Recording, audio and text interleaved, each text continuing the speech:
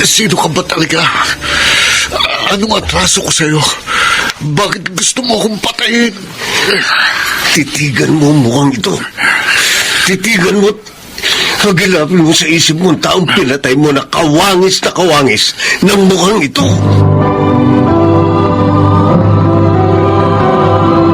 Handog ng DZRH ang tula sa kanyang panahon. Wala na nga bang puwang sa mundo ang isang taong nagkasala, subalit nais magbagong buhay? Mga kaibigan, pakinggan natin ang naging karanasan ni Angel sa ating dulang sa kanyang panahon.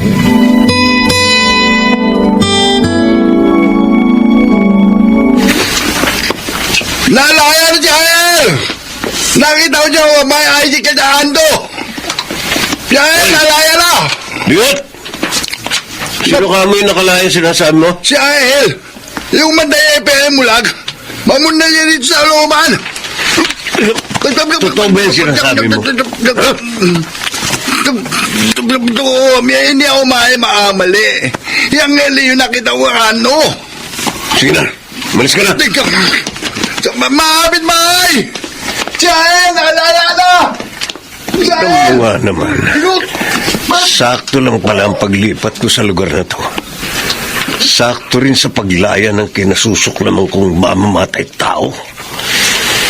Pero bakit ang bilis niyang makalaya? Lalo tuloy akong nananabik na padanrakin ang kanyang dugo sa aking mga kamay.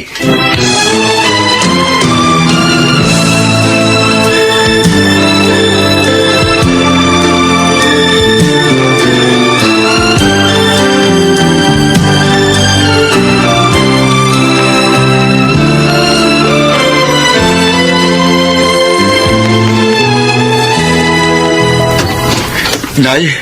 Angel! Anak! Nay, nakalaya na po ako. Oh, anak, salamat sa Diyos.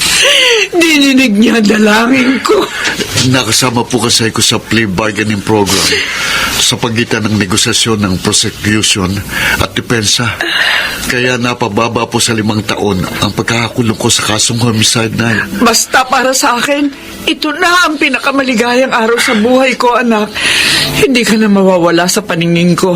Hindi ka na malalayo sa akin. At magkakasama na tayo.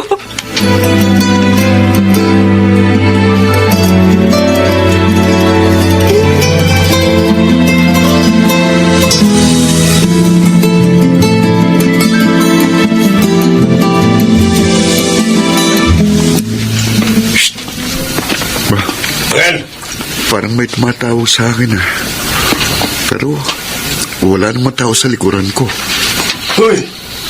Oh, Tinatawag kita eh. Hindi ka ba talaga into? Nandito ako sa tagiliran mo. sino ka? Bakit may dala kang 29? Gusto mo malaman ang sagot? Ha? Eto, tatara ko sa dibdib mong patalim na ito. Uy! Nagpaslit! Ganay ko! Sandali lang, pare. Hindi kita kilala. Anong atraso ko sa'yo? Malaking atraso mo sa akin. Kaya hindi ko na palalampasin ang gabing ito para bukas matakpang ka na ng dyaryo. Uy! Tigil! Dahil kung hindi, bibisayin ko ng bala ang katawan mo! Ano? Gusto mo? Tandaan mo, Nel. Babalikan kita. Hindi pa ako tapos sa'yo.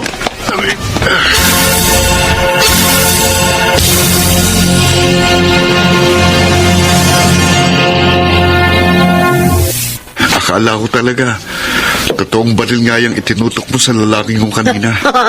Bakal-bakalan lang to, no? Napulot ko na isang araw sa tambakan. Lagi ko nga dala-dali. Panakot sa mga taong walang yak.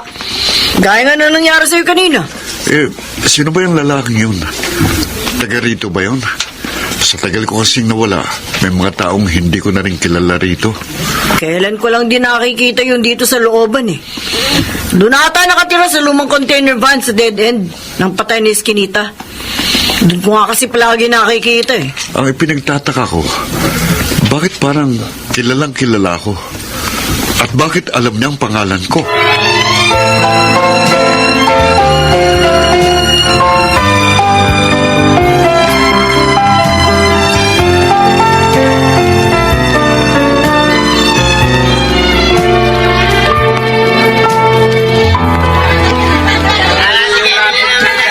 Ligaya. Ay, Kapitana, kayo pala. Magandang umaga po. Mamamalengke rin po ba kayo? Oo. May maliit na salsal sa bahay. Kaya magluluto ako ng espesyal na putahe. Pero kaya nga kita tinawag kasi para kumustahin si Angel. Narinig ko nga kasi sa looban na nakalaya na. Oh, maraming salamat po sa pangungumusta sa anak ko, Kapitana. Hayaan niyo po, makakarating po sa kanya. Nako'y natutuwa ako dahil napaaga ang kanyang paglaya. Alam naman po natin lahat ang katotohanan sa likod ng mga nangyari, Kapitana. Hindi langid sa akin ang sitwasyon ninyong mag-ina, Ligaya. At isa pa, lumaki sa mga mata ko si Angel, kaya alam kong isa siyang mabuting bata. Kaya ang biling ko sa'yo ngayon, papuntahin mo siya sa bahay para matulungan ko siyang magkaroon ng trabaho. Ho? Oh, talaga po, Kapitana? Oo, hihintayin ko siya, ha? Ay, opo, Kapitana. Maraming salamat po ulit. Pagpalain po kayo sa kabutihan niyo.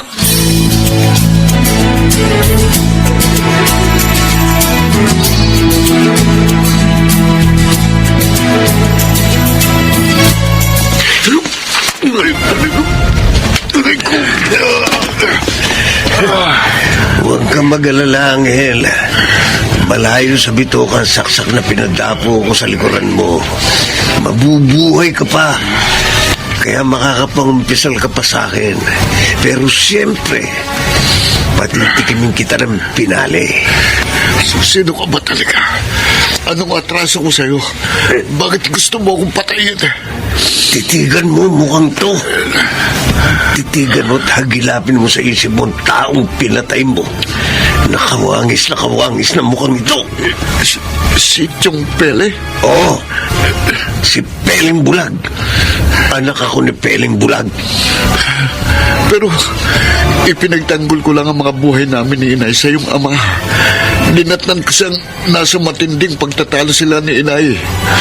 Nang akbanan niyang sasaksakin si Inay dahil sa matinding galit. Sinikap ko awatin siya pero ako naman ang napagbalingan niya ng galit. Nagpambuno kami at nag-agawan sa hawak niyang kutsilyo. Hanggang maagaw ko sa kanyang patalim at naisaksak ko sa dibdib niya. Hindi na mababago ng mga sinabi mo. Ang kagustuhan kong patayin ka, Angel. Nadali ako. Oh, ngayon, alam mo na kung sino ko. Ipatitikim ko sa iyo ang huling tarak ng patalim na to sa dibdib mo. Sir!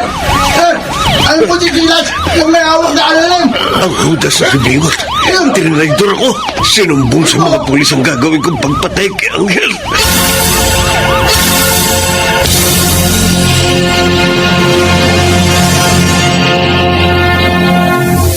Tucci, si Angel, kumusta ang anak ko? Naoperahan na po. At natahin na yung mga sugat niya, Aling Ligaya. Kaya wala na kayong dapat na ipag-alala pa. Isinugod namin agad siya rito ng mga tanod gamit yung tricycle na service ng barangay. Ay sinundan kasi namin yung mga mobile car na papunta sa lugar na tinuro ni Bingot. Maraming salamat po sa palagi niyong pagtulong, Kapitana. Maraming salamat po.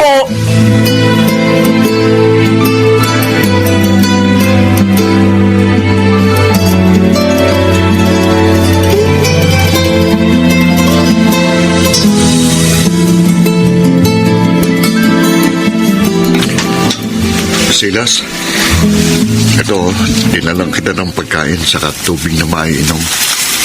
Bakit? Anong motibo mo? Ha? Angel? Alam ko kung gaano kahirap ang buhay sa loob ng kulungan. Hindi dapat masaya ka dahil dadanasin ko lahat ng hirap dito sa loob. Wala akong planong kasuhan ka. Kahit naman di mo ako kasuhan eh.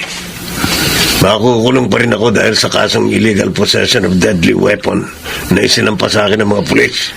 Hindi riyan sa loob ng kulungan nagtatapos ang takbo ng buhay mo, Silas. Darating ang araw na lalaya ka rin. Sana gawin mong makabuluhan ang araw na yon.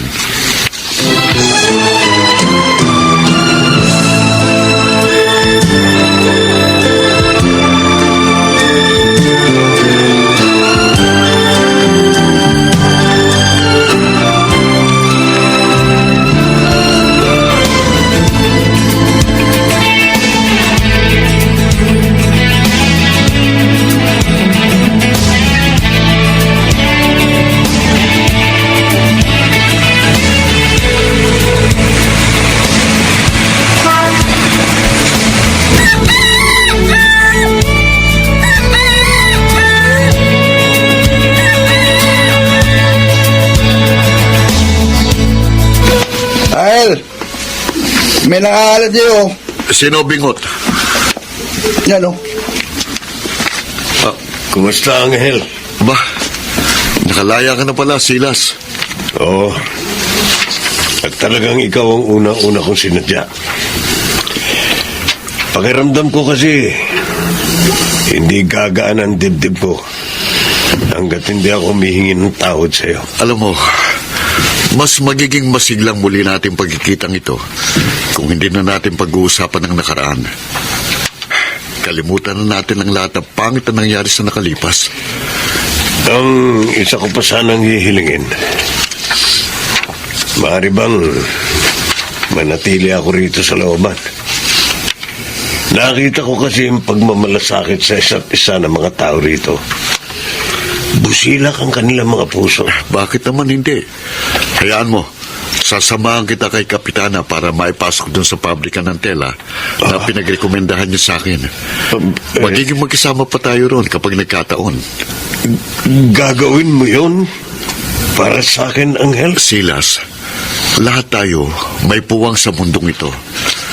At kapag natagpuan na natin yun, gawin natin ang nararapat. Hindi lang para sa ating sarili, kundi maging sa mga taong nasa paligid natin. Laging may puwang para sa pagbabago.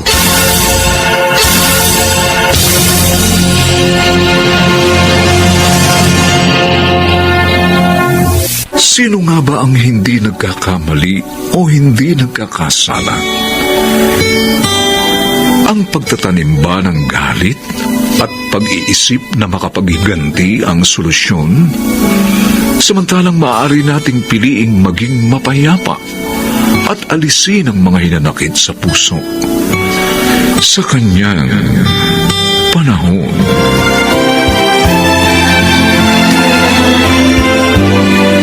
Mga nagsiganap: Phil Cruz, Lionel Benjamin, Susan Robles, Rosana Villegas, at Chiquit del Carmen Amor. Special Sound Effects, Jerry Mutiap. Technical Supervision, Eric Lucero at Bong Muyar. Musical Scoring, Buboy Salonga. Ang kasaysayang ito'y mula sa panulat ni Sel Barlam at sa pinagsamang direksyon ng inyong lingkod June Martin Legaspi at Bobby Cruz. Sa kanyang panahon. Bakit ka ba nakikikalam sa akin? Ampun ka lang naman ni na tita. Ako ang kadugo. Oo, ampun nga lang ako. Pero ako naman ang tunay na nagmamahal at nagmamalasakit sa kanila. Hindi tulad mo. Kadugo ka nga, pero anong klase? Kadugong perwiso. Nagbibigay ng problema, lalo na kay inay.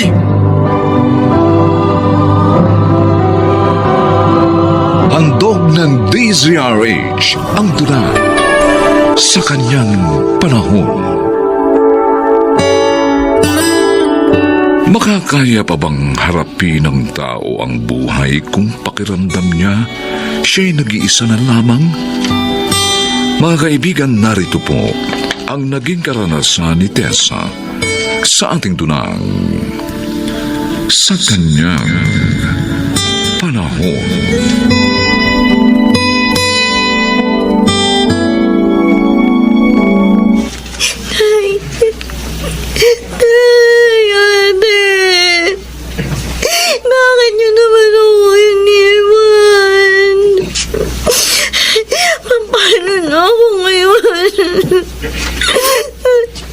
Sana isinama niyo na lang ako nung umalis kayo dito sa bahay. Para magkakasama na lang tayo namatay. Tessa. Dinalang kita ng sopas sa tinapay, pamangkin. Eto, kumain ka. Ayoko pong kumain. Tito Ophelia. Pero kahapon ka pa hindi kumakain. Baka kumapano ka na niyan. Mabuti nga po magkasakit ako. Para mawala na rin ako. Dahil mag-isa na naman ako eh. Huwag mong isipin yan. Hindi lang ikaw ang nasaktan. Ako rin. Dahil kapatid ko ang iyong ina. Parang hinintay lang nila na makagraduate ako ng high school. Tsaka nila ako iniwan. Sama-sama pa silang tatlo ng maaksidente. Tanggapin na lang natin na hanggang doon na lang ang buhay nila. Tessa, hindi ka nag-iisa. Narito pa ako. Kami, ng Tito Reden mo. Tito Ophelia. Nakahanda kaming tulungan ka.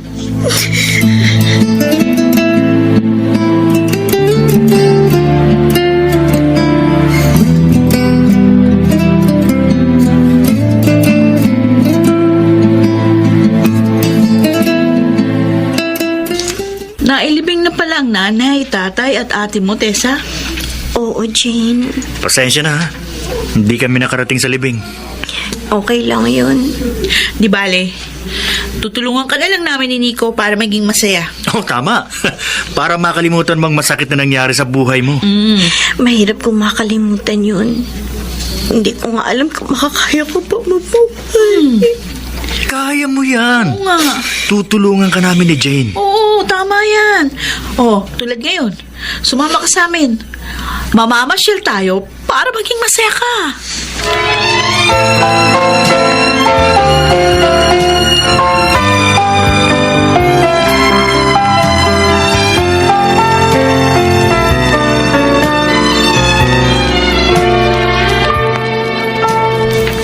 Sabi ni Ricky, umalis ka raw kanina. Oo, Reden. Pinuntahan ko si Tessa sa bahay nila. Alam mo, malayo dito ang bahay ni na Tessa. Mahirap mo siyang masubaybayan at matulungan sa kanyang kalungkutan kung mananatili siya doon. Totoo yun. Gusto ko nga sanang dito na siya patirahin sa atin. Iyan talaga ang sasabihin ko sa iyo, Ophelia. Ibenta mo na lang ang bahay nila. Gamitin na lang ni Tessa yun sa kanyang pag-aaral sa kolehiyo. Bakit nga ba hindi? Tama. Yun ang gagawin ko para makasama na natin dito ang pamangkin ko at mabawasan na ang lungkot niya. Masakit talaga nangyari kay Tessa. 3 mahal niya sa buhay ang kinuha sa kanya ng sabay-sabay. Kaya dapat lalo nating ipadama sa kanya ang ating pagdamay at pagmamahal. At bilang asawa mo, handa kitang tulungan.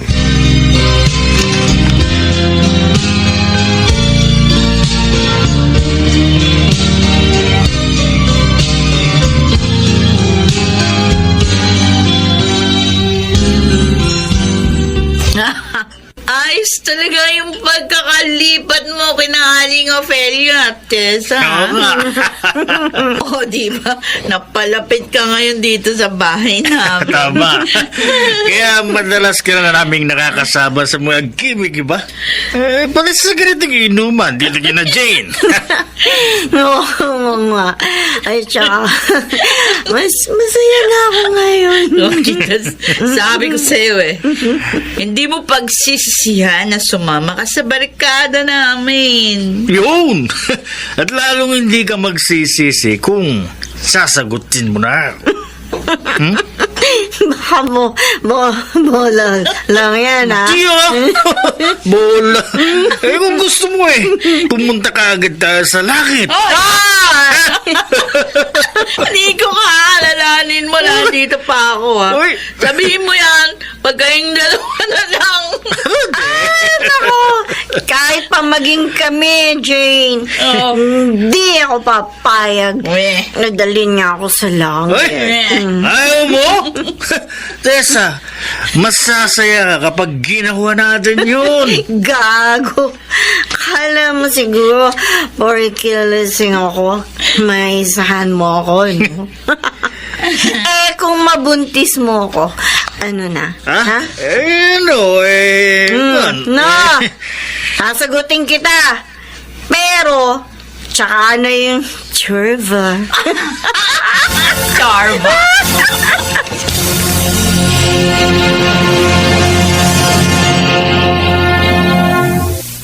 May binili po akong pagkain para mapagsaluhan natin ni Itay. Tara po, kain na tayo.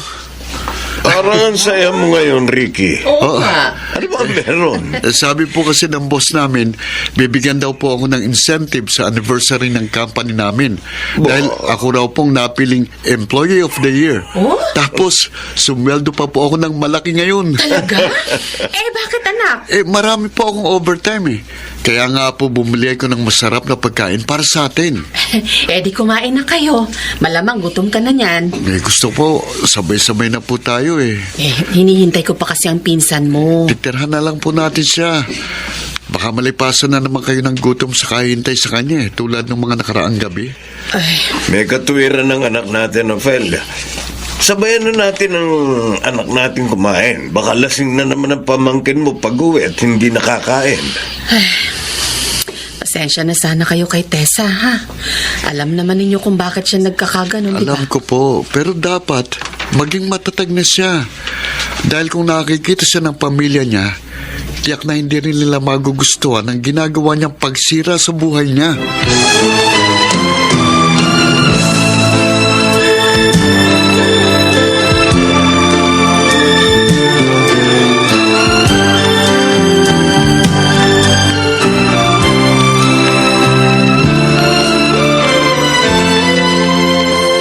Ophelia, nakita ko kanina si Tessa. Kasama niya si Jane. Nagiinuman sila at may kasamang mga lalaki. Ano? Nag-aalala ako para sa kanya. Baka mapahamak siya dahil sa ginagawa niya. Naku, ang batang yun talaga, oo. Mali na nga ang kanyang paglalasing. Nakikipag-inuman pa sa mga lalaki. Baka mapagsamantalahan siya ng hindi niya nalalaman. Ano pa bang dapat kong gawin sa pamangkin ko? Lagi ko naman siyang pinangangaralan. Pero parang walang bisa sa kanyang lahat ng sinasabi ko. Isama natin siya sa ating dalangin sa Diyos, Ophelia. Para mapagtagumpayan niya ang labis na pangungulila sa kanyang kapatid at mga magulang.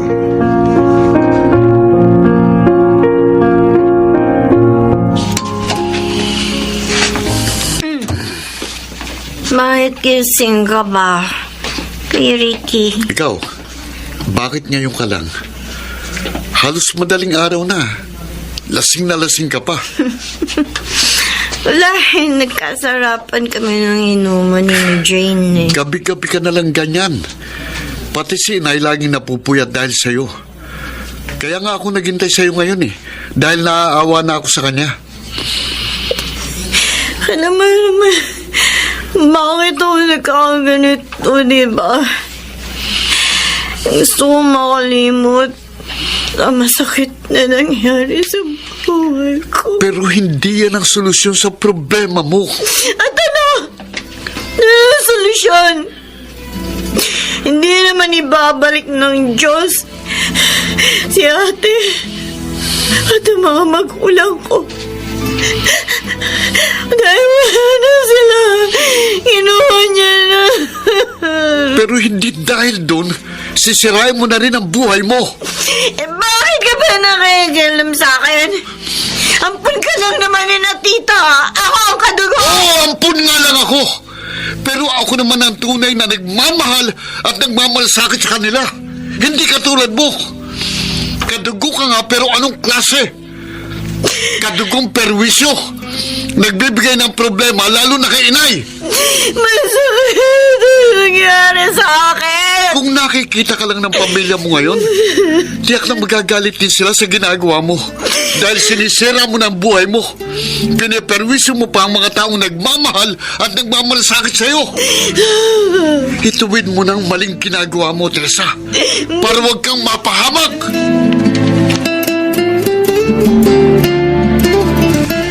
Saan ka mo nagpunta ang pamangkin mo? Sa bake shop? Oo, Reden. Ngayon daw ang simula ng kanyang trabaho doon. Mabuti naman at naisip niya magtrabaho. Sa ganung paraan, malilibang na siya. Malalayo pa sa maling barkada at kikita pa siya. May palagay ako na natauhan si Tessa sa mga sinabi sa kanya ni Ricky. Narinig ko kasi ang pag-uusap nila nung isang madaling araw. Sana nga. Sana ito na ang maging simula ng kanyang pagbabago.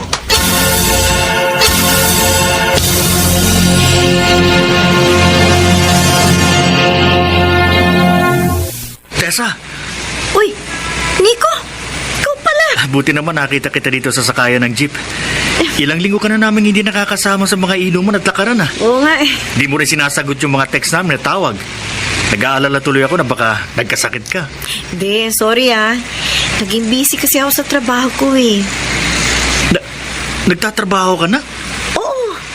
Natanggap ako sa isang malaking bake shop na malapit dito sa lugar natin. Ba, himala. Ayaw mo na maglakwatsa?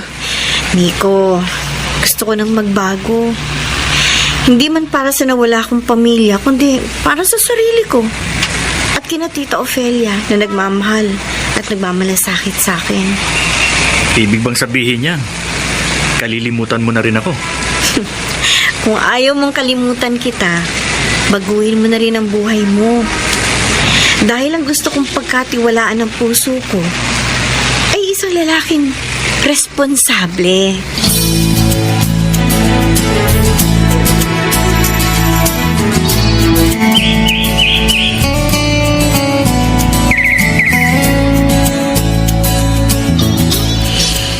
Wow! Ang ganda nitong napili mong beach, pinsang. Buti, dito mo naisipang i-celebrate ang birthday mo. Oo, gusto ko maging iba naman ang celebration ng birthday ko, Kuya Ricky. Iba nga ito. Dahil picnic at swimming ang gagawin natin. Maganda pa sa katawan nito. Totoo yun, Reden. Pasasalamat ko na rin po ito sa inyong lahat. Kuya Ricky, Tita Ofelia, Tito Reden. Dahil tinulungan niyo po akong makaya ang masakit na pagsubok na dumating sa buhay ko. At ngayon nga, ito ako, graduate na sa college at may maliit ng negosyo ng pastries.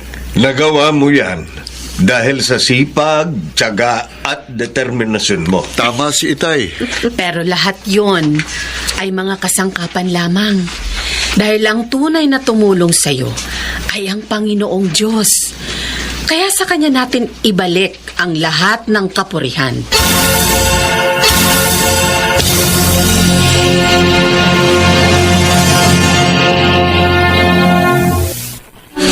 Walang matamis na kabiguan. Lahat ito ay may dulot na kapaitan. Ngunit kung ito'y mapagtatagumpayan lamang, makakamit pa rin ang kaligayahan sa kanyang panahon.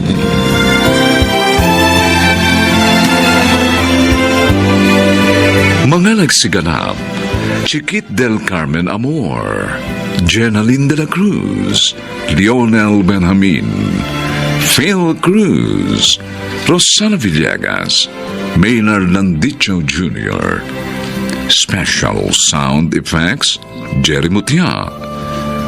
Technical Supervision, Eric Lucero at Bong Muyar. Musical Scoring, Buboy Sanonga. Ang kasaysayang ito'y mula sa panulat ni Telma Corporal Alcantara. At sa pinagsamang direksyon ng inyong lingkod June Martin Legaspi at Bobby Cruz. Sa kanyang panahon.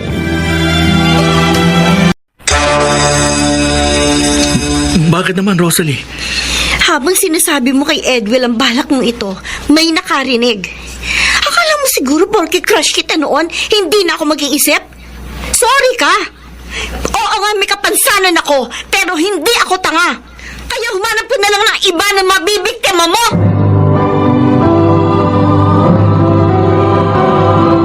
Handog ng DZRH ang dula sa kanyang panahon. Iba-iba ang kalagayan ng tao sa buhay. Iba-iba rin ang itsura at pangangatawan. Ngunit iisa ang hangarin ng lahat. Ang makamit ang tagumpay.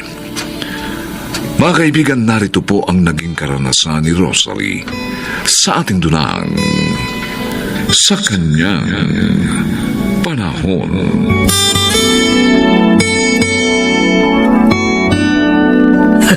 Edwin, yan ho, nilan mo. Dumarating si Rosalie. Sigurado, ngingitian na naman tayo niyan. Akala mo naman napakaganda niya. Ko naman, kumingiti lang yung tao para batiin tayo eh. Crush niya ako eh. Halata ko yung pare. Pero sorry na lang siya. Hindi ko siya type.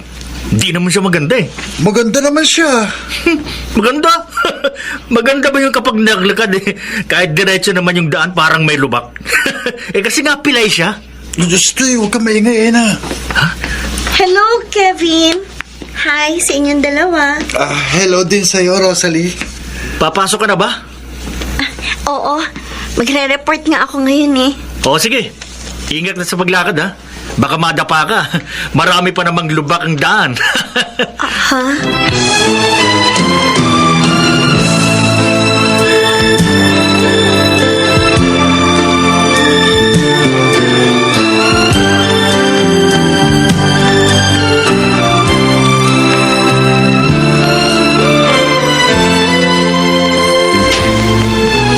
Pero bakit nga, anak? Sabihin mo. Ba't mo gustong huminto sa pag-aaral? Oo nga, anak. Abay, maganda naman ang mga grades mo. At saka, 2 years na lang, graduate ka na. Sayang naman kung hihinto ka. Gusto ko lang po sanang ipahinga sa panunukso ng taong sarili ko, inay. Tay.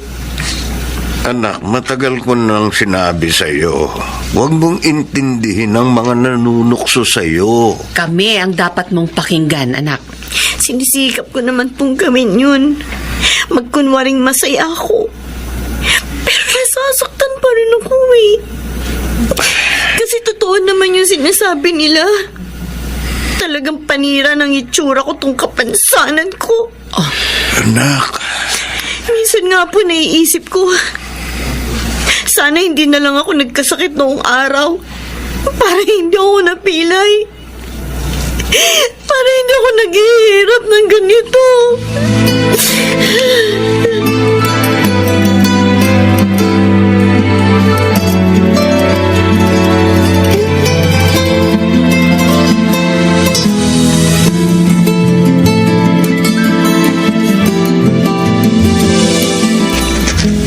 Stella, malungkot ka. Dahil ba sa sinabi ni Rosalie kanina?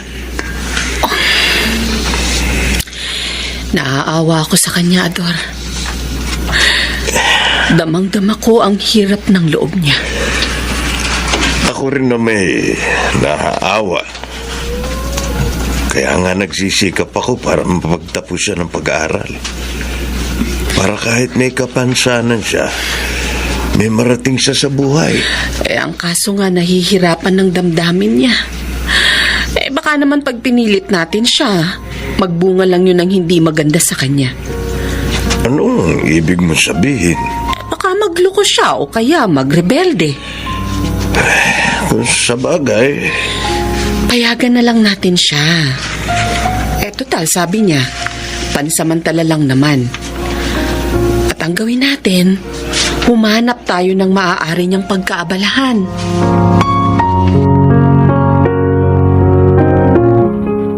Oh, Mianchi, Eto merienda natin. Ay. Ako ang gumawa ng kakanin na yan. Naku, sigurado ako masarap to.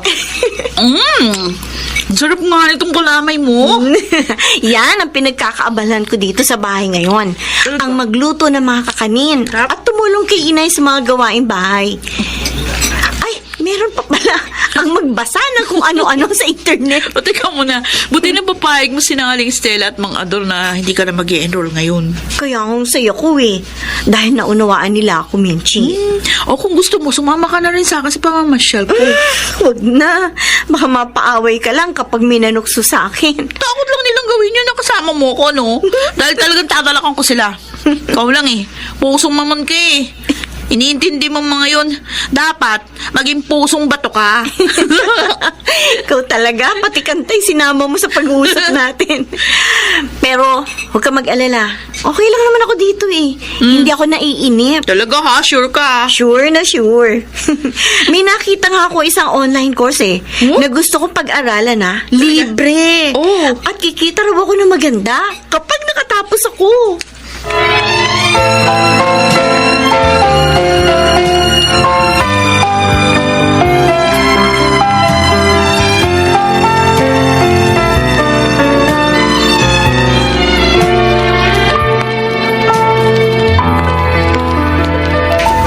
Bakit hindi sasama sa atin sa mall si Rosalie? May ginagawa siya, Ador. Baka naman umiiwas na naman sa taong batang yon. Ay, hindi. Talagang may ginagawa siya. May online class sila ngayon. Ha? Ilang buwan lang daw yun. Buti naman. At nagiging abala siya. Hindi nagmumukbok tulad ng iba. May interest pa rin sa pag-aaral ng anak natin, Ador. Nakikita ko ang sigla niya pag nag-o-online class sila. At ang sabi pa niya, gusto niyang magtrabaho agad pag nakatapos siya sa kursong kinuha niya. Saan siya magtatrabaho?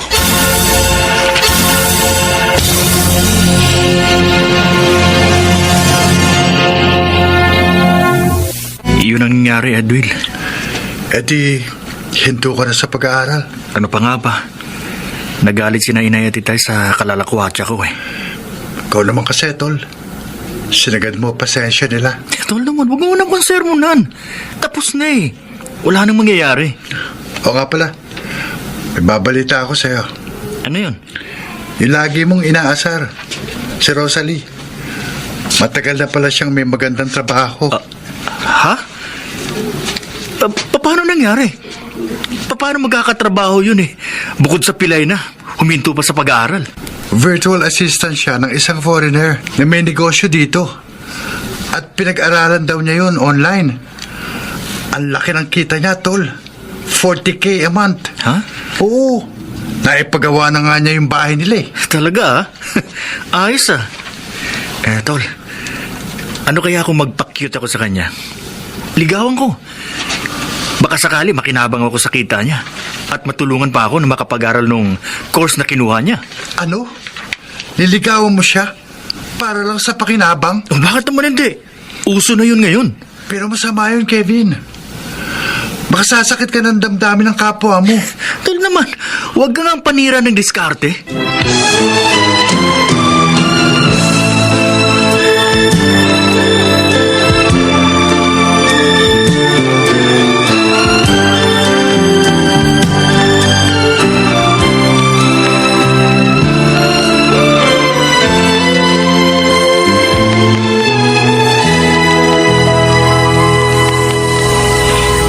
Inaasahan na dadalawin mo ako, Kevin.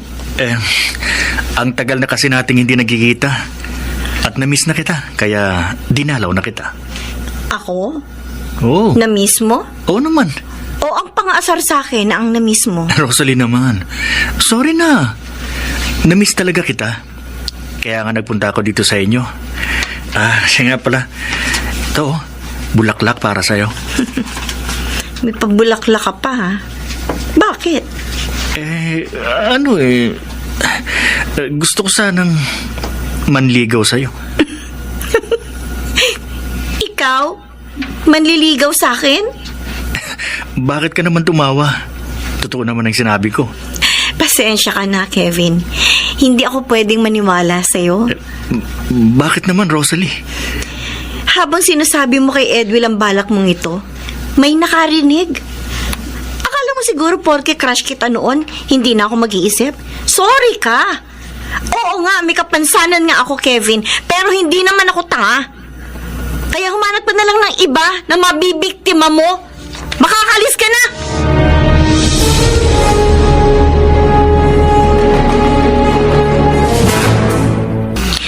Salamat sa pagmamalasakit mo, Edwin, ha? Kahit naman kaibigan ko si Kevin, hindi naman ako sasang-ayon sa maling gawain niya. Kaya nga mas favorite kita kaysa kay Kevin.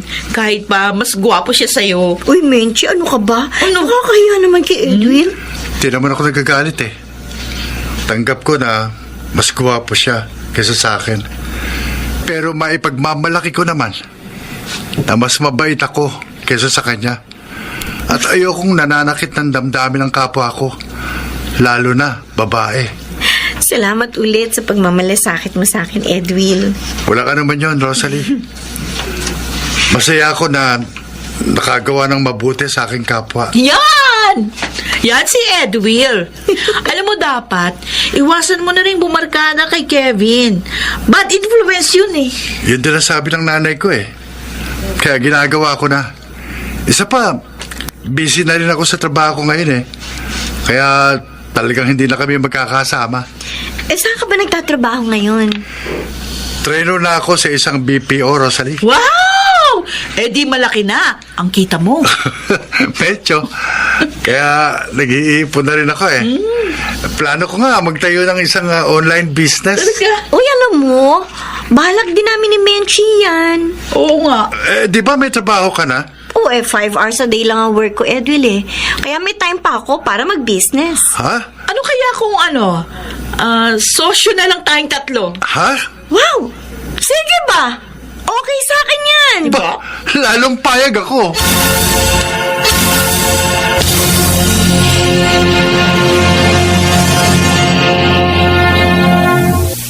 Ador, mukhang malalim ang iniisip mo. Nag-aalala ako para sa ating anak, Stella. Masiglang-masigla na siya ngayon.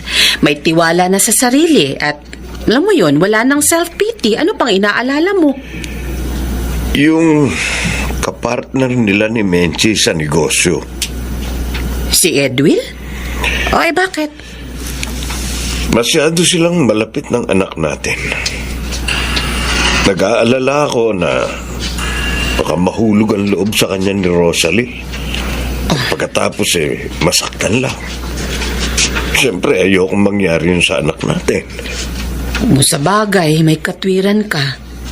Hindi ko rin alam kung ano ang nasa kalooban ng anak natin. Kausapin natin siya. Paalalahanan natin para makapag-ingat siya at maiiwas natin siyang masaktan.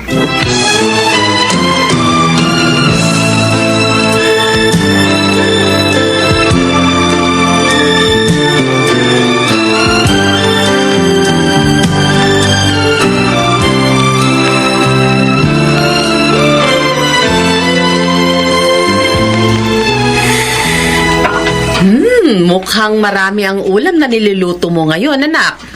2 klaseng ulam po ito, Nay. At isang dessert. Dito po kasi kakain sina Menchi at Edwin. May gusto sana kaming itanong sa iyo, anak. Ano po yun, Tay?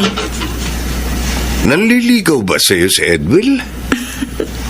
Hindi po. Ikaw, may damdamin ka ba sa kanya?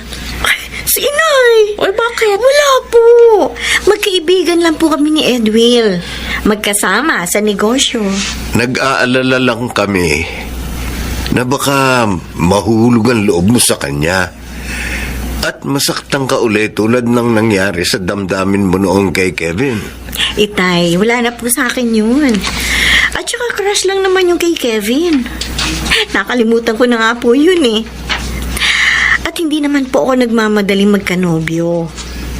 Masaya na po ako na kahit may kapansanan ako, tagumpay po ako sa aking trabaho at negosyo. Mabuti naman at iba na ang pananaw mo sa buhay ngayon, anak. Kaya nga po nagpapasalamat po ako sa Diyos dahil binago niya ako. ang ugali at pananaw ko po sa buhay. At dahil sa kapansanan ko, mas hinahangaan pa ako ngayon ng tao dahil nagawa ko pong magtagumpay.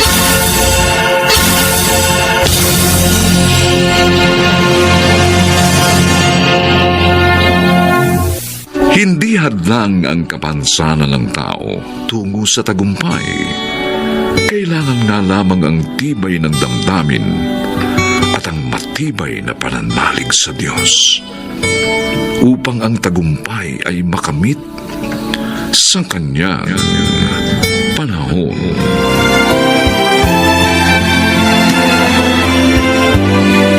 Mga nagsigalap, Chiquit del Carmen Amor, Jenaline de la Cruz, Lionel Benamin, Rosana Villegas, Maynard Landicho Jr., Phil Cruz.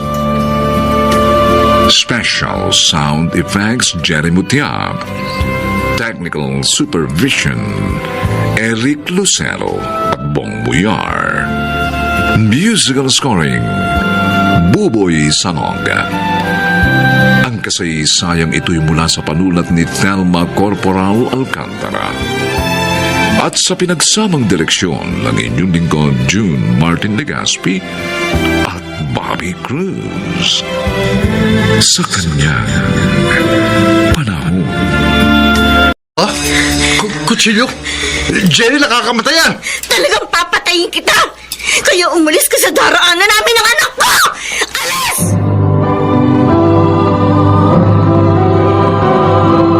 Handog ng DZRH ang tula sa kanyang panahon.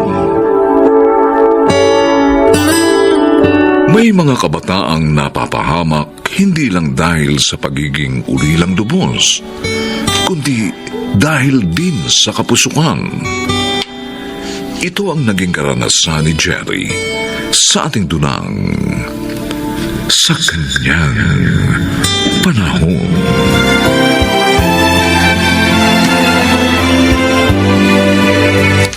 Maliit na naman ang binigay mong pera sa akin, Eljan. Paano tayo makakaipon nito para sa panganak ko? Ilang buwan na lang isisilang ko ng magiging baby natin. Wala pa rin tayong ipon. Nagsisikap naman ako Binibigay ko sa iyo lahat ng kita ko sa pagbabantay ng sugalan ng mga akong. Ikaso nga sa ating dalawa palang kulang na yung kita mo. Paano pa pagdating ng anak natin? Huwag ka mag-alala. May gagastusin tayo. Mangungutang ako. Pag binayaran mo yung uutangin mo, wala ulit tayong panggastos. Ano ba gusto mong gawin ko?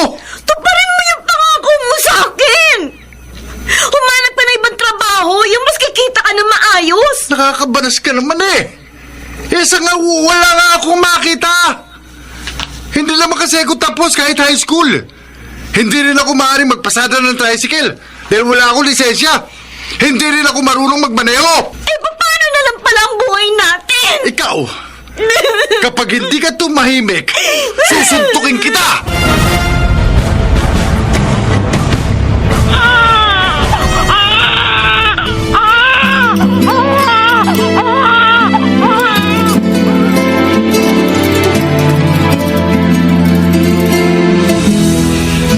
Salamat sa pagdalaw mo, Sally. Nabalitaan ko sa kapitbahay nyo na nanganak ka na last week. Ikaw talaga, hindi mo man ako tinawagan. Pasensya na. Hanggang ngayon kasi wala akong load Kaya kahit text, wala, hindi ko magawa. Ganun ba?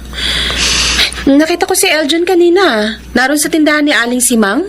Nagiinuman sila kasama ang barkada niyang si Makmak. Kaya nga nainis ko lalo sa kanya Kulang na nga yung perang binibigay niya sa akin. Nakukuha pa niya magbisyo. Minsan tuloy, parang gusto kong pagsisihan na pumayag ako magsama kami. Oy, huwag kang magagalit ha. Pero talagang hindi ka dapat sumama sa kanya. Kasi ang bata niyo pa. Ikaw 17, siya 18 lang. Tapos wala pa siyang maayos na trabaho. Sana kasi sinunod mo na lang ang tiya mitring mo. Sana hindi ka naging pabigla-bigla.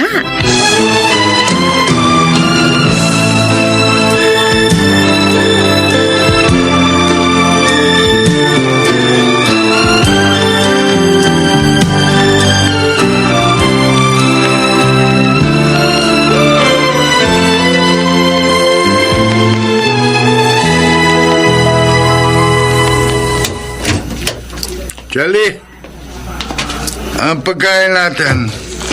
Lasing ka na naman. Sasabihin mo na naman, nilibre ka ni Makmak. Dahil nanalo siya sa sugalan, doon kina Mang Akong. Yun naman talaga ang totoo eh. Kahit magtanong ka pa kina mga akong. Kahit libre yan, Eljon. Hindi pa rin tama yung ginagawa mo. Ano? Dahil nagiging bisyo mo na yan eh. Alam mo, darating ang panahon, hahanapin mo na yung alak na yan. Hanggang sa wala ka na ibibigay na pera sa akin para lang makainom ka ng alak. Tumigil ka na ha? Nagagalit ka dahil totoo yung sinasabi ko? O baka nga adik ka na nga dyan sa alak na yun eh! Ikaw tumigil ka na! No. Ha? Ha? Laya ka! Ganyan ka pag napagsasabihan ka, nananakit ka! Ayaw mo talaga tumigil, ha? Nananakit ka talaga! Ha? Ano? Ka! Ha? Nananakit ka talaga, lalaki ka! Sana hindi na lang ako sumama sa'yo! Ganito lang pala magiging buhay ko!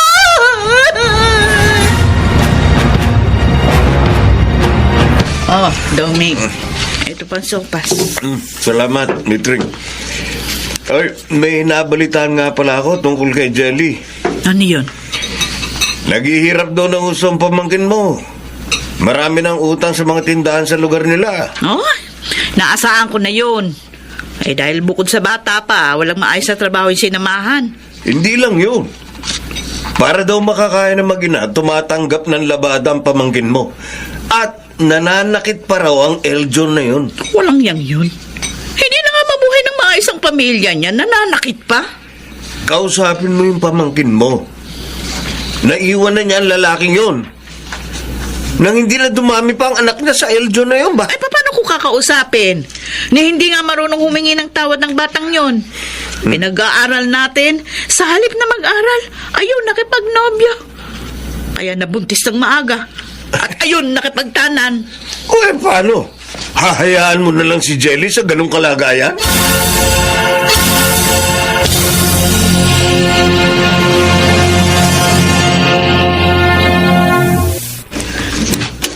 Jelly, Jamitring, ako na nagpunta dito. Kahit na nga mula nung sumama ka magtanan sa Eljon na yun hindi ka man lang makadalaw sa bahay. sorry po, Tia. Nahiya po ako sa inyo. Alam ko ang laki ng kasalanan ko. Nang mamatay sina Inay at Itay, kinupkup niyo na ako. Pero naging matigas ang ulo ko. Naging mapusok. Maagang nag-asawa. Hindi mo asawang lalaking yun. Hindi naman kayo kasal. Kaya pwede mo pa siyang iwan kahit na anong oras mo gustuhin. Tia. Jelly, hindi mo maitatago yung mga dinaranas mo sa kanya. Ayan may mga pasaka. Malamang sinaktan ka ng lalaking yun. Galit po siya sa akin. Nanghingian ko siya ng pambili ng gatas ng anak namin. Irresponsable. Nakuha pa niyang magalit at manakit, ha? Talaga naman tungkulin niya yon na pakainin yung anak niyo? Ay, nako. Iwan mo ng lalaking yun. Bumalik ka na sa bahay.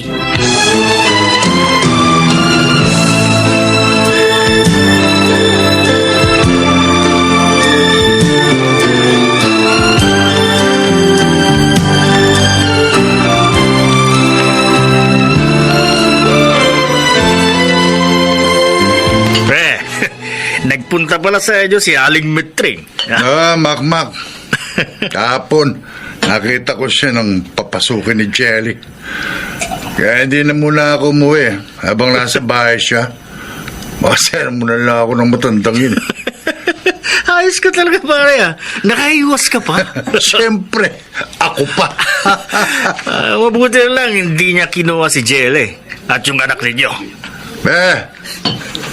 Hindi ako papayag na iwan ako ni Jelly at ang anak namin. Bubugbugin ko siya ng gusto kapag ginawa niya yan. Ako mangiiwan sa babae. Hindi ako ang iiwanan ng babae.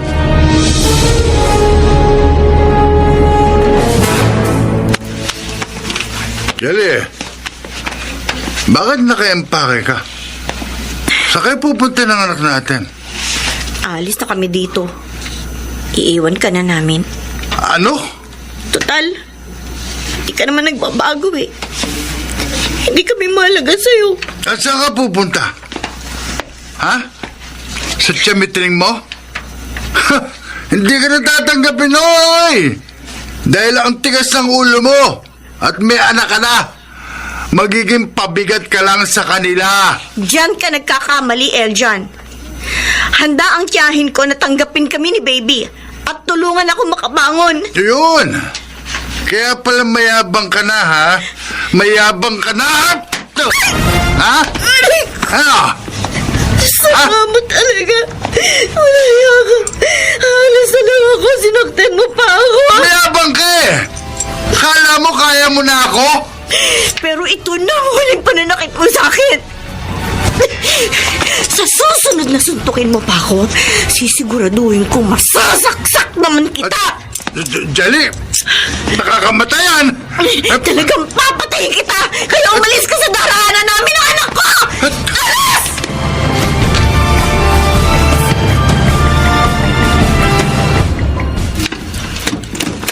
Oh, Chamitri, Jelly? iniwan na po namin si Eljan, Tia. Pero bago po ako nakaalis, nasaktan pa po niya ako. Napakawalang hiya talaga ng lalaking yon. Ay, tama lang yan. Tama lang na iwan nyo na siya ng apo ko. Pitreng, sino ba dumating at... Jelly? Ako nga po, Chidoming. Patawad po. Naging mapusok ako. Matigas ang ulo. Kaya sinapit ko yung kapalarong ito. Patawad po sa inyo ni Tia. Ay, huwag ka na umiyak. Tapos na yun. Oo nga. Tama ang tiyudoming mo. Basta ang mahalaga, gusto mo nang bumangon ngayon sa nagawa mong pagkakamali.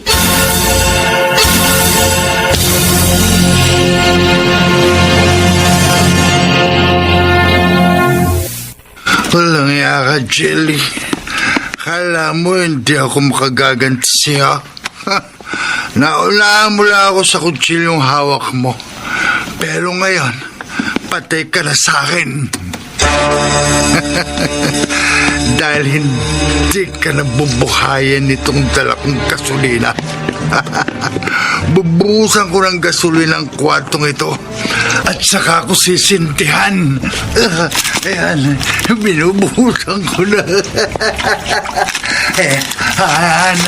Naibuhos ko ng gasolina. Ngayon naman, sisindihan ko na. Mamamatay ka na, Jelly!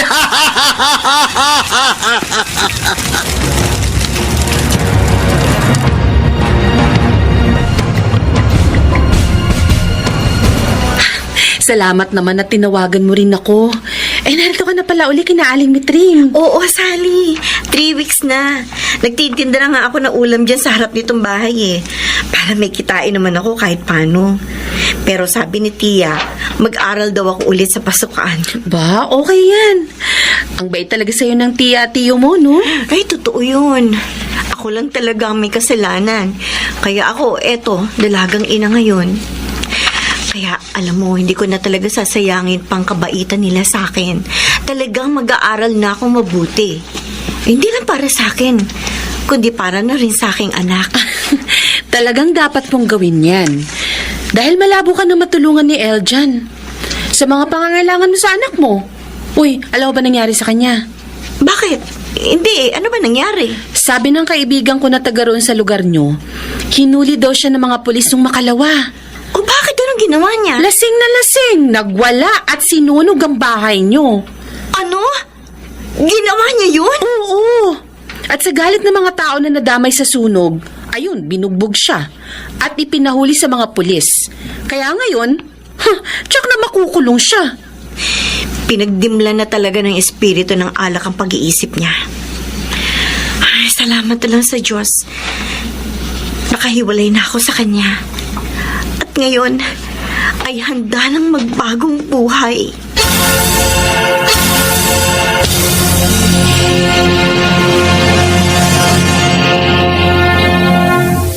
Huwag mahirati sa nagawang pagkakamali.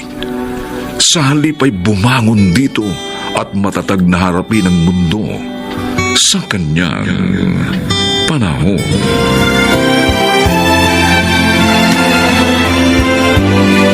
Na nagsiganap, Chiquit del Carmen Amor, Phil Cruz, Rosana Villegas, Lionel Benjamin, Jenaline de la Cruz, Maynard Landicho Jr., Special Sound Effects Jerry Mutia, Technical Supervision Eric Lucero at Bong Muyar, Music and Scoring Buboy Salonga. Ang kasaysayang ito'y mula sa panulat ni Telma Corporal Alcantara at sa pinagsamang direksyon ng inyong lingkod June Martin Legaspi at Bobby Cruz. Sa kanyang panahon. Hindi! Mapapatawad ko lang siya kung susunod siya sa gusto ko. Pero Onofre... At ikaw, Isabel, ha? Huwag kang magkakamaling tulungan si Sandra. Kayo ni Leandro. Magkakagulo tayo pag nalaman kong ginawa niyo yun.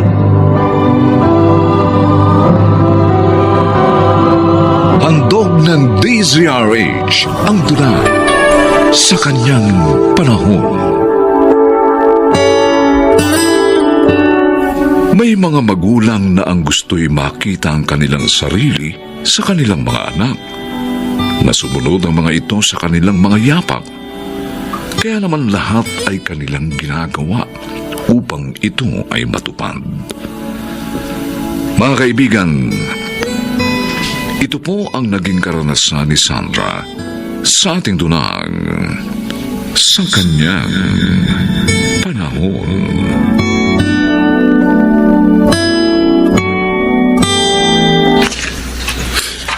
Totoo, anak?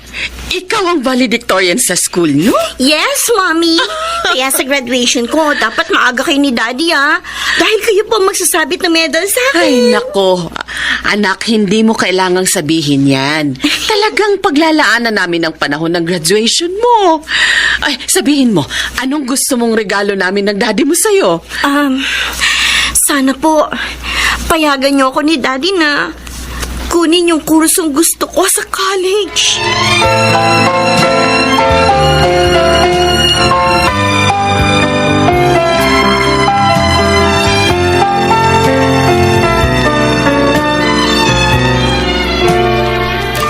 Ano raw ba ang gustong kuning kurso ng bunso natin, Isabel? Education, Onofre. Gustong maging teacher ng ating bunso. Ano? Ano mapapalaan niya sa kursong yun? Hindi mapauunlad nun ang business natin. Hindi siya yayaman sa kursong yun. Pero yun ang hiniling niyang gift natin sa kanya. Ang payagan natin siyang kunin ng kursong yun sa kolehiyo. Kakausapin ko ang anak mo para mabuksan ang kanyang isip. Kailangan gamitin niya ang kanyang talino sa pagpapasya ng tama.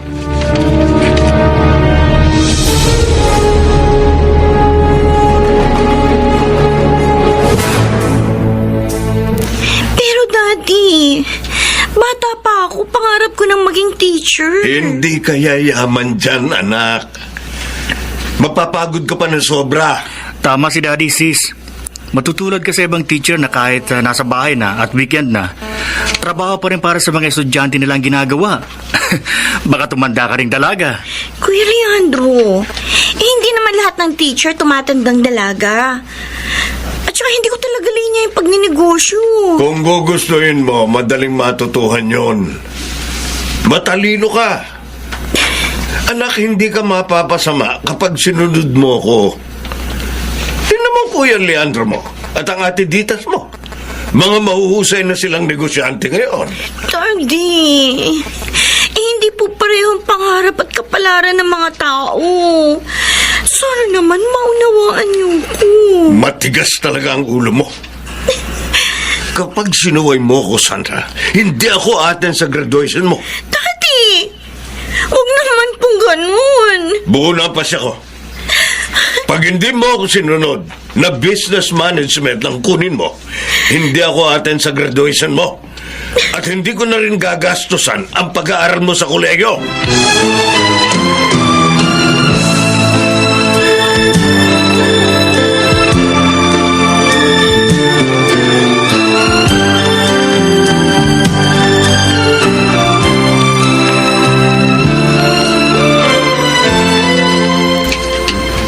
Bakit malungkot kayo mag-ina?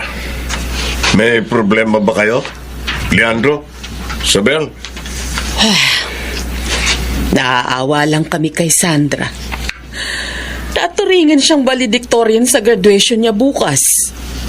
Pero ni isa sa amin, ayaw mong papuntahin doon para sabitan siya ng medalya. Kailangan gawin ko yon para sumunod siya sa akin. Pero, Daddy, hindi naman kaya masyadong masakit ito para kay Sandra. Hindi lang ito ang gagawin ko, Leandro. Tutuparin ko rin ang sinabi ko sa kanya. Hindi ko na siya pag-aaralin sa kolehiyo kung magti-teacher din lang siya. Onofre, ano bang ayaw mo sa kursong yun? Hindi mo ba naiintindihan, Isabel? Gusto kong tulad ko at tulad ng ating mga anak, si Sandra man ay maging mahusay sa pagninegosyo. Dad, baka naman magrebelde ang kapatid ko. Kapag ginawa niya yun, itatakwil ko siya bilang anak.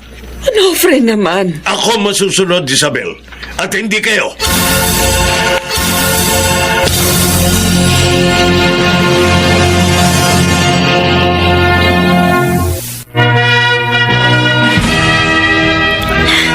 Tinupad talaga ni Daddy yung banta niya. Hindi nga sila nagpunta siya sa graduation ko, Janine. Grabe naman si Ma Onofre. Hindi na naawa sa'yo. Ikaw pa naman ang valedictorian. Dahil sa ginawa niya, hindi na ako maasa pa na pag-aaralin pa niya ako sa college. Talagang pati yun kasama sa banta niya? Oo, Janine. Oo, kawawa ka naman. Eh kung iba na lang kaya ang kunin mong course para makapag-aral ka. Janine, ayoko magsayang ng panahon. Isa pa, baka hindi ako matuto. Kung hindi ko gusto yung kurso kukunin ko. O anong balak mo ngayon? Hihinto ka sa pag-aaral? Maghahanap ako ng university na nagbibigay ng scholarship para makapag-aral ako. Paano yung ibang gastusin mo? Magtatrabaho ko. At sisimulan ko na yun ngayong bakasyon. Ah, okay. Tamang-tama, Sandra. Ha? Nangangailangan na encoder sa office namin. Kung gusto mo, ipapasok kita.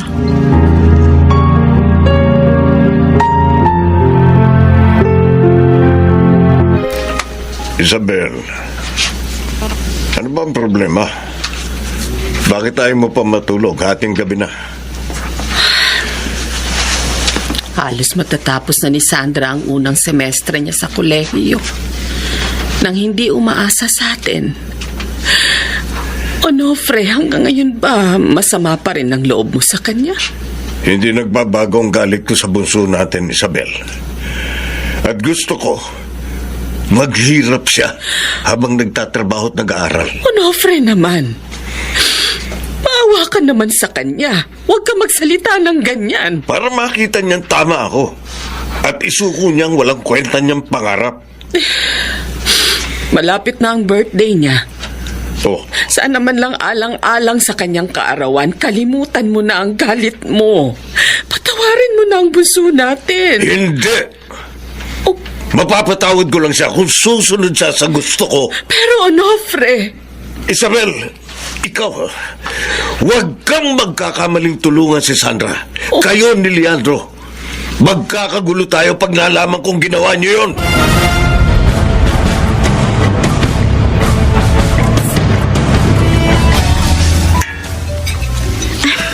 Bakit po tayo nagpunta dito sa restaurant, Mommy? Kuya Leandro? dahil birthday mo ngayon, anak. Mommy? Galit sa'yo si Daddy dahil sa pagsuway mo sa kanya. Kaya hindi niya isi-celebrate ang birthday mo. Kaya nag-usap kami ni Mami na samahan ka mag-celebrate. Kahit sa pamamagitan mo lang ng pagkain dito sa restaurant. Salamat, Mommy. Kuya Leandro. Kala ko, galit din kayo sa akin. Hindi anak. Nauunawaan ka namin ng kuya mo. Hindi nga lang namin makontra si Daddy. Nalungkot at nasaktan din kami nang hindi ka pag-aralin ng daddy mo. Kaya ngayong birthday mo, gusto namin kahit papaano maging masaya ka. Salamat ulit sa inyo, ha. Ang malaman ko lang na hindi kayo galit sa akin, sapat na para maging masaya ako. Kumusta nga pala ang trabaho mo? Hindi ka ba naman nahihirapan? Mahirap. Pero kaya ko, kuya. Pag wala akong ginagawa sa office, nagre-review ako. Ay, congratulations nga pala anak. Dahil sa pagkakapasa mo sa scholarship sa university na pinapasukan mo. Talaga pong hiniling ko sa Diyos na tulungan ako makapasa. Para pong mabawasan ang gastusin ko sa pag-aaral. At dininig ka ng Diyos, sis. Kaya masaya kami para sa'yo ni Mami. Ay, eto. Kunin mo to anak. Regalo ko sa'yo. Ano pong laman ng sobrang yan? Pera anak. Itabi mo para makatulong sa pag-aaral mo. Pero, baka magalit po si Daddy pag nalaman nito. Huwag kang mag-alala. Hindi niya malalaman yan. Ako rin. May ibibigay ding pera sa'yo.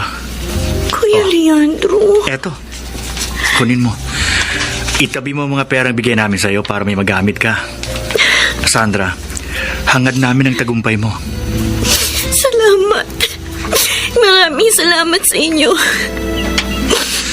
Pangako, hindi ko kayo bibiguin.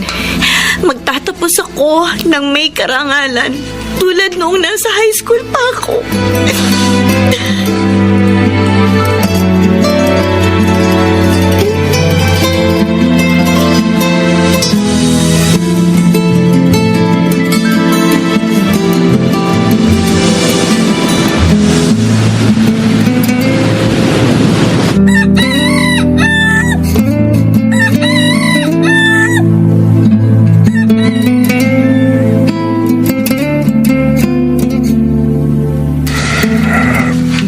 Paring Conrado, nakikiramay ako.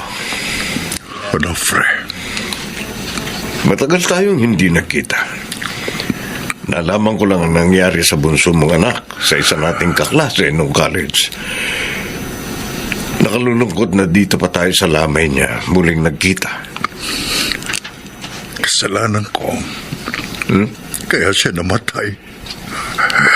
Bakit mo nasabi yan, pare? Sa kagustuhan kong makumpleto ang pamilya namin na puro doktor. Pinilit kong magdoktor si Arnulfo. Lahat ginawa ko para sundin niya ako. Hanggang sa napasunod ko rin siya. At anong nangyari? Hindi na kaya ng aking anak ang hirap sa kursong yun. Hanggang sa... Sa ano, Conrad? Nagpakamatay siya, Onofre. Oh, Diyos ko. Kasalanan ko. Kasalanan ko kaya namatay ang aking bunso. Kasalanan ko.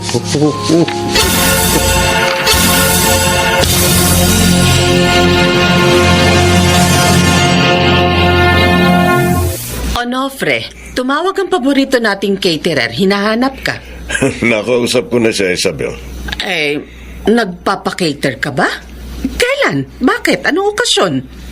Hindi ba bukas na ang graduation ni Sandra? Oo, at cum laude siya. Kaya pasensya ka na. Pero sa pagkakataong ito, kahit magalit ka pa, pupunta kami ng ating mga anak sa graduation ng bunso natin. Daddy, kanino po yung bagong kotse sa garahe natin? Kay Sandra, Leandro. Oh, Di ba siya na lang ang walang kotse sa atin lahat? Kaya binili ko siya. Daddy? Ang ibig bang sabihin yan? Eh, hindi ka nagalit sa ating bunso? Oo, Isabel. Oh. Namulat na ako sa aking pagkakamali. Hindi ko nga pala dapat pilitin ang ating anak sa kung anong gusto ko. Dahil siyang higit na nakakaalam kung anong makakaya niya. Oh, salamat naman. Nagliwanag din ang isip mo. Sasabihin ko kagad dito kay Sandra pagdating niya. Oh, wag anak. Gusto ko siyang sorpresahin. Nagpakater na rin ako ng pagsasaluhan natin bukas.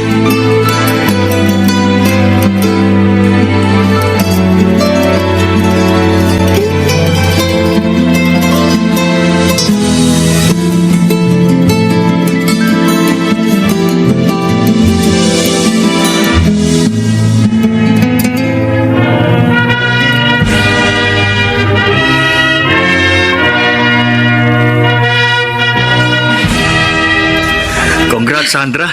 Ang galing mo talaga. Salamat, Kuya Leandro. Binabati kita, anak. Ngayon, natupad mo na ang pangarap mo. Salamat po, Mami. Ay, sayang nga lang. Wala si Daddy. Narito ako, anak. Daddy? Kayo nga! Salamat po. Salamat nagpunta kayo, Daddy. Anak, patawarin mo sana ako sa mga ginawa ko sa iyo, ha? Oh, Ngayon, kahit kumuha ka pa ng masteral, susuportahan na kita.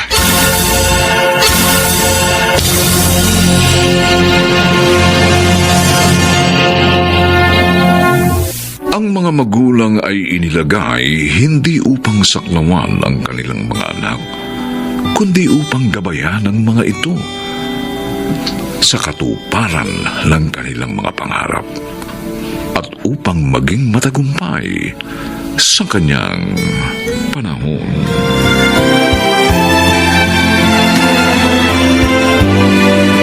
Mga nagsiganap, Chiquit del Carmen Amor, Jenaline de la Cruz, Lionel Benjamin, Maynard Landicho Jr., Rosana Villegas, Phil Cruz, Special Sound Effects Jenny Mutia, Technical Supervision Eric Lucero at Bong Muyar, Musical Scoring Buboy Salonga.